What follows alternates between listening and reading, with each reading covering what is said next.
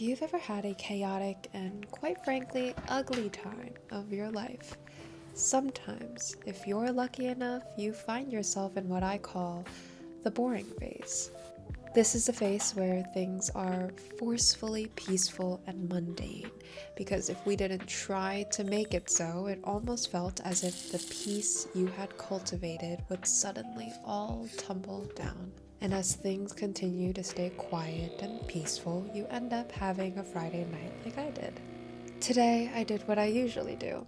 I cleaned my space, I did an everything shower, and I ended the night making a fun recipe.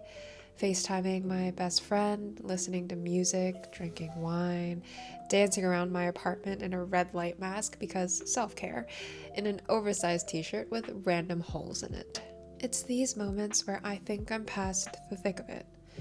I'm recovering, I'm healing. Previous trauma feels more like a scar than a burn. Things almost feel good and hopeful again. There may be a lingering thought in the back of my mind that maybe things would revert to the way things were, but that must be foolish. My anxiety. Just thoughts. Because I've grown, I've matured, things are stable. Stop thinking so negatively. Look at the layers. Oh my god, no, girl. Girl! Oh! I'm still eating it. And then lightning strikes, and I feel like I've fallen 10 steps behind.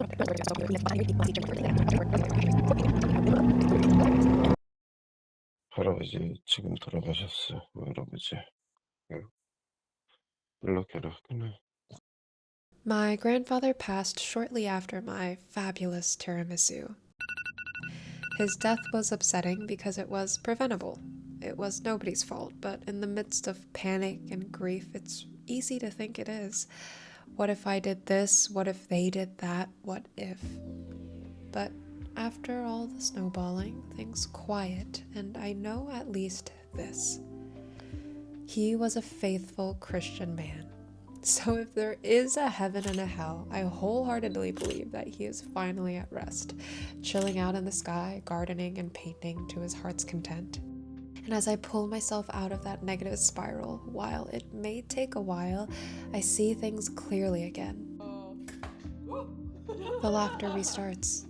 We mourn, but we smile, thinking of the good times, laughing at the time he blocked traffic as he chuckled through the curses other drivers spat at him.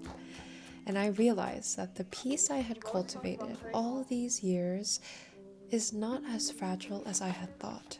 That each obstacle I face doesn't make me weaker, but challenges me to grow. Because a few years ago, I likely would still be spiraling. I would use unhealthy coping mechanisms that would intertwine with self-hatred, pointlessly spiraling and snowballing over and over again. But today I know that even in the boring phase, you have sad and horrible times, but that they will not necessarily change you for the worse, and that maybe, just maybe, you don't have to be afraid of your peace existing on shaky ground.